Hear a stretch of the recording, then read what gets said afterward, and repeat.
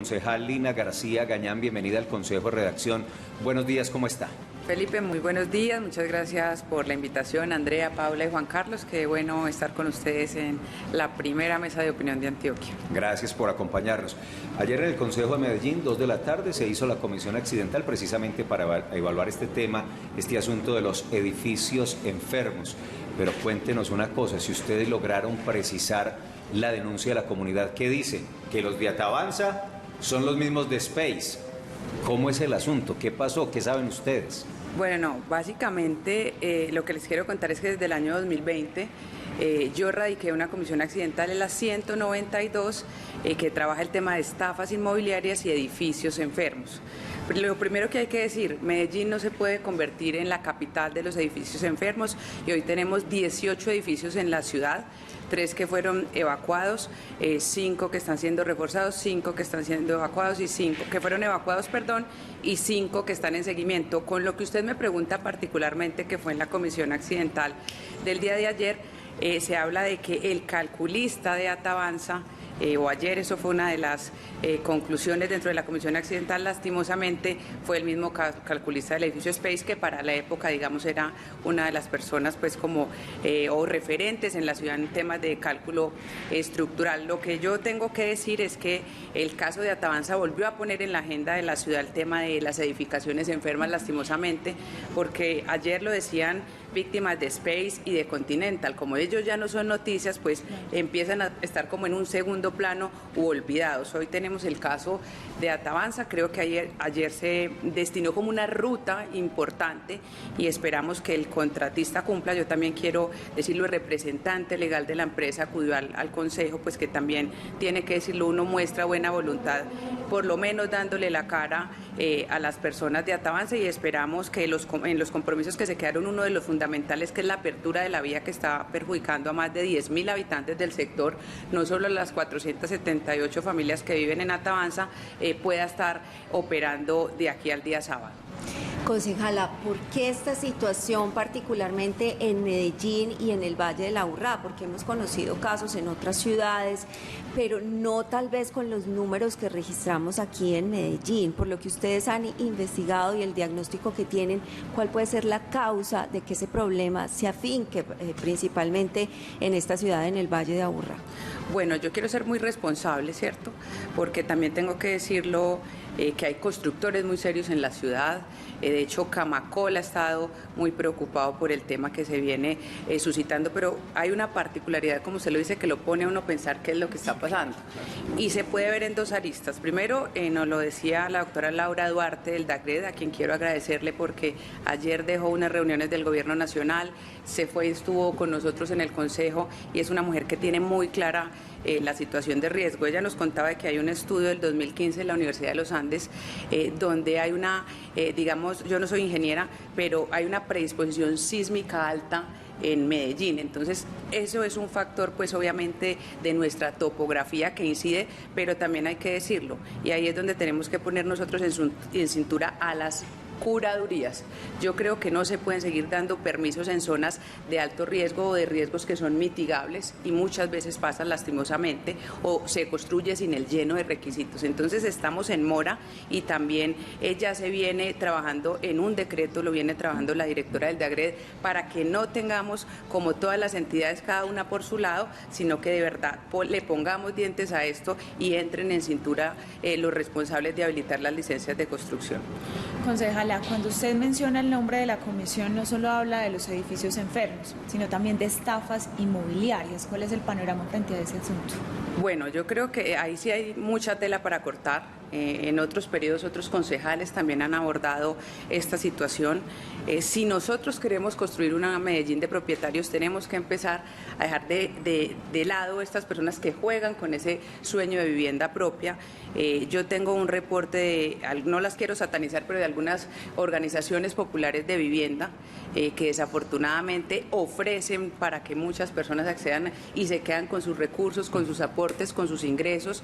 Estamos haciendo un seguimiento en el corregimiento de Santa Elena en particular, con un proyecto que hay en el corregimiento, y en la ciudad tenemos un reporte de unos más o menos 5 o 6 denunciantes de presuntas estafas, porque también tengo que ser muy seria y hasta que no tengamos una investigación pues rigurosa y estén las autoridades también de por medio, no puedo ser irresponsable de hacer un señalamiento que puede tener consecuencias penales para estas empresas o quienes promueven los proyectos. Pero insisto, preocupante, muy preocupante, Paula, porque ese juego de la vivienda propia y el edificio con daños estructurales se está volviendo el paisaje en la ciudad, se está volviendo el común denominador, y pues esa es lo que queremos combatir a través de esta comisión accidental que yo coordino. Doctora Lina García Gañán, ¿al alcalde quién lo ronda? Llamémoslo así en estos temas, usted lo acaba de decir, es una frase muy popular. Legalmente son las curadurías donde un constructor registra el proyecto. Son legalmente las que hacen el análisis de eso, pero esas curadurías, planeación no debe hacer una supervisión. ¿Cómo es el sistema para que, usted decía, hay que permitir que estas construcciones en laderas no cumplan con los requisitos, pero la ley determina que son las curadurías? ¿Quién controla las curadurías? Mire, acá hay un tema muy importante y eso es lo que se quiere hacer con el decreto. ¿Cómo desde planeación también se hace un seguimiento riguroso? También ayer se lo decíamos a control territorial, sí, se tienen que sumar esos esfuerzos, y nosotros pues obviamente tenemos una herramienta como la ley, pero tenemos que precisar a través también de ese decreto que se puedan integrar y que el DAGRED, en el caso de este escenario que ya hay un riesgo, pueda tener dientes. Entonces, primero, la planeación, la construcción de un proyecto desde el DAP, las Secretarías de Planeación, Gestión y Control Territorial, articulados ojalá, haciendo seguimiento y poniendo en cintura a las curadurías, que hoy es un poco difícil como está el modelo. Y en el escenario del riesgo, que es muy importante también decirlo, cómo le damos nosotros dientes al DAGRED, porque yo sé que esto de pronto ustedes no lo conocen, y es que el DAGRED emite simplemente unas recomendaciones, pero ellos no tienen cómo presionar al constructor, y eso pasa a ser parte de las inspecciones de policía. Claro. Entonces casi que imparten una recomendación y desde la inspección de la comuna tiene que llegar una orden de policía. Entonces se quedan sin dientes, ella simplemente refiere, recomienda, pero se queda un poco muchas veces en manos del constructor si la inspección de policía y el procedimiento no es expedito. Concejal García, y hay un agravante. Ayer, donde usted está sentada en este momento, estuvo Eduardo Loaiza Posada.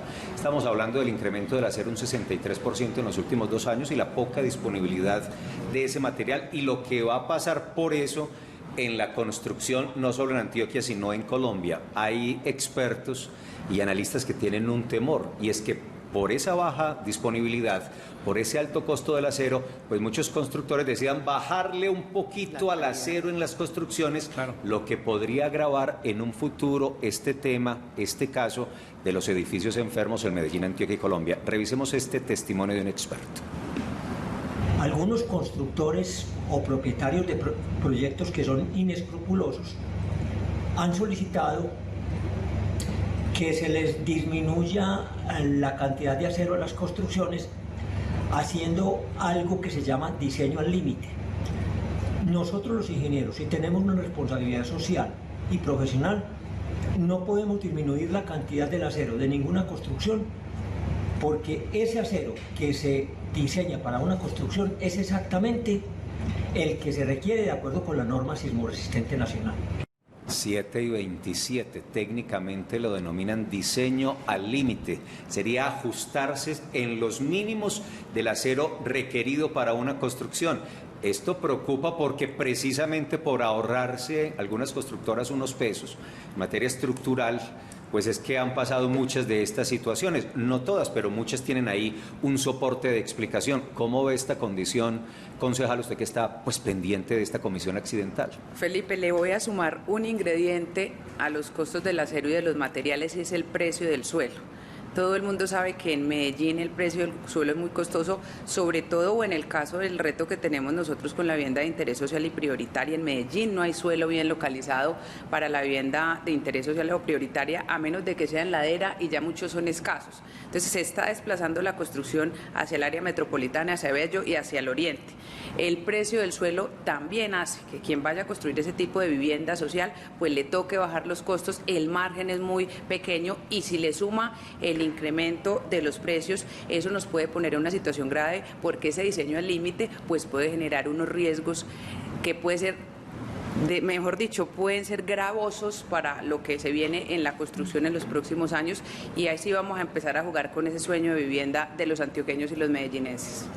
Pues es un panorama muy preocupante, concejala. El diagnóstico pues ya da cuenta de la situación difícil por la cual están atravesando estas familias de estos 18 edificios enfermos.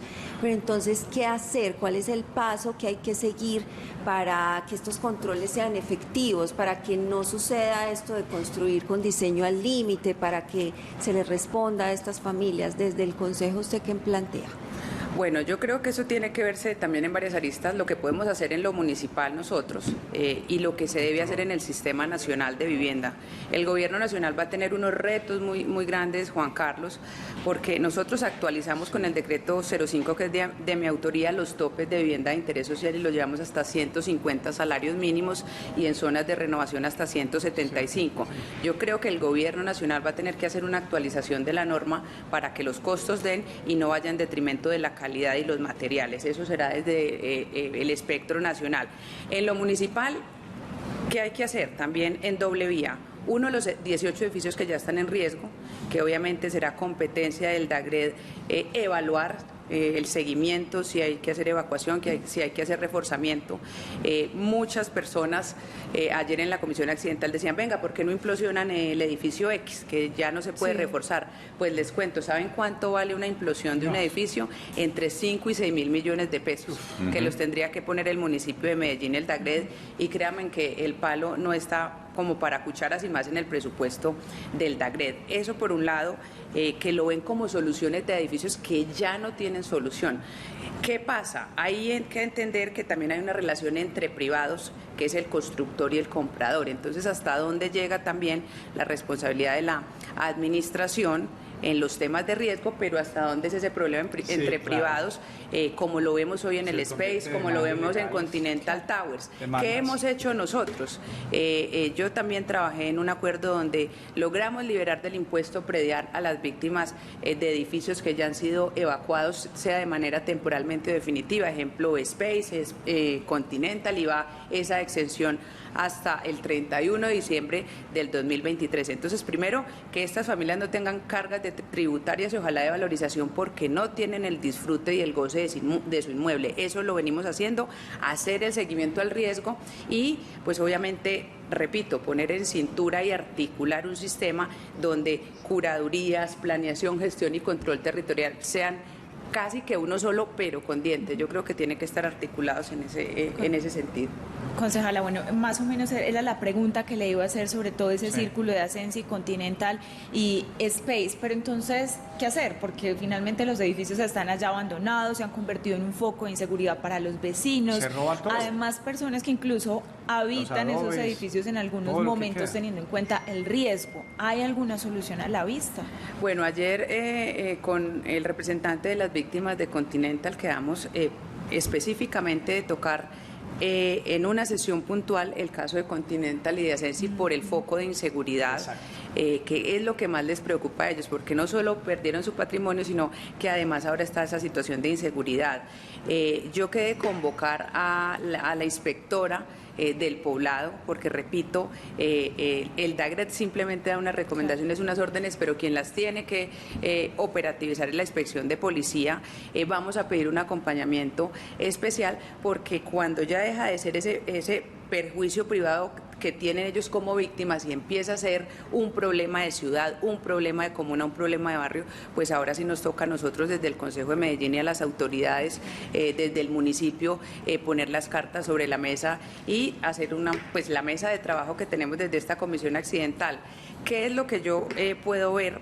y es que ayer en la comisión nos hablaban de un montón de proyectos, entonces vamos a tener que coger, cada caso es puntual, cada caso es diferente, aunque son víctimas de estas edificaciones enfermas, no todos tienen como la misma dinámica, entonces vamos a hacer unas mesas puntuales con cada comunidad para poder dar un cronograma o soluciones efectivas para cada caso particular. Doctora García, son 18 edificios, usted muy bien explicó, 5 están así, 5 así, 5 así. Lo más dramático son los que le dice el DAGREP se tienen que ir, porque esa gente sigue con la deuda de la plata porque tiene que seguir pagando. Ustedes, ese edificio, hasta que el DAGREP no lo declare para evacuar, sigue pagando impuestos. Así es. Pero los otros no. Entonces está el drama entre qué hacer, para dónde me voy, tengo que seguir pagando la cuota. Y el riesgo que se corre quedándose ahí también. Exacto, hay una posibilidad de un acuerdo donde el municipio pueda ayudar a esas otras personas, porque no está. Los que se van, para dónde se van y con qué van a pagar un arriendo, porque, les recuerdo, siguen pagando la cuota. Mientras no se declare la emergencia y no se evacúe por parte del DAGREP, siguen pagando los impuestos. Y de ahí, el tema es para dónde se van, dónde siguen las familias, cómo reubicarse. Legalmente es posible, usted que ha sido la gestora, de buscar un acuerdo donde se logre al menos posibilitar un acompañamiento económico a estas personas, o es muy, muy difícil. Bueno, yo creo que con voluntad política y conforme a derecho todas las cosas son posibles, pero repito, entender qué es una relación entre un privado y un público, cuándo hay responsabilidad en el proyecto del Estado. Les voy a poner un ejemplo. Ayer nos hablaban de algunos proyectos que tienen contribuciones públicas o subsidios públicos. Entonces, cuando el proyecto es del municipio, sí le asiste una responsabilidad al municipio, es decir, cuando esté el ISBIMED con sus subsidios o estuvo en la estructuración, cuando es vivienda de interés social. Paradójicamente, estamos viendo que la mayoría de edificios que tienen estas problemáticas son del estrato 3 para arriba. Entonces ya esa relación entre el banco, entre el constructor y entre el privado, pues se queda en esa esfera. Entonces, sí, no puedo yo pues generar acá una falsa expectativa de decir, les vamos a poner dinero o recursos para un arriendo temporal. Hoy el arriendo temporal, que también es una comisión que yo presido, en Medellín está para los casos de riesgo o de obra pública, pero para familias que no deben ganar sino hasta 2 salarios mínimos. Sí. Entonces, también tenemos como unas condiciones o unos requisitos para que haya esa asistencia, pero no quiere decir con ello que los estratos 3, 4, 5 y 6 pues los vamos a dejar de lado, pero sí vamos a estar muy pendientes del impuesto predial, de la valorización. Imagínese uno en el poblado sin vivienda, pagando valorización, pagando impuesto predial y sin tener el disfrute y goce de ese inmueble, y además pagando un nuevo arriendo. Entonces, ¿qué es lo que ha pasado? Eso le ha pasado a muchas familias afectadas. Concejal, muchas gracias. Vamos a pedirle un favor adicional, que nos suministre el listado de esos 18 edificios para hacerle también un seguimiento informativo a esos casos, para saber de los padecimientos y las complicaciones que en este momento tienen esas familias. Si nos puede suministrar ese listado, le agradecemos enormemente para nosotros hacerle seguimiento a esos casos. Rápidamente, Felipe, Space, que fue demolida en 2014, Bernavento evacuada en 2015, demolida por el DAGRED en 2018, Lolay evacuada en 2018, demolido en 2020, Continental Towers evacuada de 2013, Ascensi 2013, Mantua 2014, en esa se suspendió el reforzamiento, Campala en 2019 se recomendó la evacuación preventiva, Atalaya de la Mota en 2019, reforzadas Colores de Calazanía en 2014, Altos de San Juan, La Merced evacuada en 2017 y reforzada en 2018, Punta Luna reforzada en 2019 y que estén en seguimiento San Miguel de Rosario, Cerezos de Calazanía, Arboleda del Rodeo, Tricentenario y Altamira. Ahí están entonces, ahí está, ese es el listado de esas identificadas y por aquí los televidentes están levantando la mano y diciendo, presten atención a miren aquello, nosotros tenemos esta realidad, en fin, un tema que hay que hacerle seguimiento, concejal. Gracias por acompañarnos esta mañana. Felipe, a ustedes muchas gracias. Esta es una problemática de ciudad, incluso se está volviendo una problemática metropolitana. Yo sí le pido a todos que hagan las denuncias, que se contacten con nosotros, Lina García, concejal de Medellín, o a través de mis redes sociales, @LinaGarcía-Ganan, y ahí vamos a hacerle seguimiento para que nos acompañe desde la Comisión Accidental y desde el Consejo de Medellín. Vamos a ir a cada comuna, a cada regimiento y a cada proyecto a hacer la revisión correspondiente. Muchas gracias a todos. Es Lina García Gañán, concejal de Medellín, preside y ha estado muy pendiente de esta situación de los edificios enfermos. También vale la pena decir que en Medellín hemos sido juiciosos en la revisión y en la atención. Esta tal vez es una enorme problemática nacional descuidada en otros territorios y en otras ciudades y municipios. En Medellín hemos estado muy atentos a la situación desde varios frentes, pero puede ser algo que aqueja realmente a todo el país. 7 de la mañana.